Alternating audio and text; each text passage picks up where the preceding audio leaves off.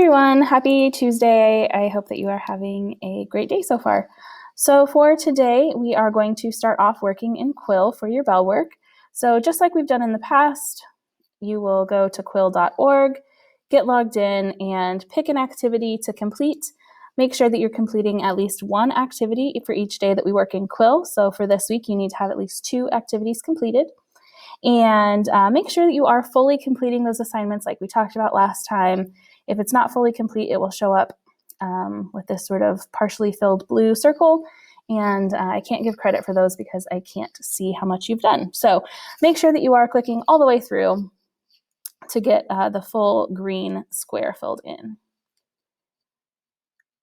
The next thing that we're going to do is, and I'm sorry, you should take about 10 minutes to do that. So I've added this column in our announcements for how long you should work on everything, just so that you kind of can pace yourself a little bit more and sort of manage your time a little bit more efficiently. So that should only take about 10 minutes, and then you're going to start looking at the life of Edgar Allan Poe. So the next story that we're reading is The Cask of Amontillado by Edgar Allan Poe. And a lot of his writing is really influenced by what happened to him in his life, the tragedies that occurred in his life. So it's really important to understand sort of the historical background that Poe was dealing with because it really influenced his writing. So the link right here will take you to the YouTube video. It is a documentary from Biography, and it's about 45 minutes or so. It just kind of goes through his full life. There are questions that go along with it, so you want to make sure you have those pulled up. Those are in your announcement as well. And there's 10 questions. And the first 7 questions, you can just kind of jot down the answers as you're watching. Some of them come pretty quickly. The first 3 questions or so are towards the very beginning of the movie, or of the documentary. So make sure that you're paying attention and ready to answer those.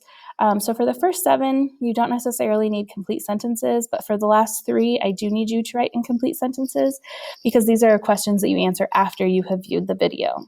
So the first one asks you to predict what his writing will be like, what the mood of his writing will be. Remember, mood is the feeling that you get from a piece of literature or art or music.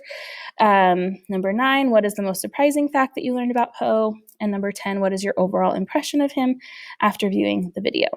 So those will be the questions that you will be answering as you follow along in the video.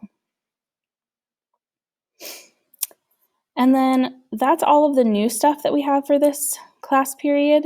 I have also included in your announcement links for the creative writing assignment and for the article of the week from last week, which several of you have still not turned in. So if you finish everything else, make sure that you are getting your Most Dangerous Game creative writing turned in as soon as possible and your article of the week 2 turned in as soon as possible.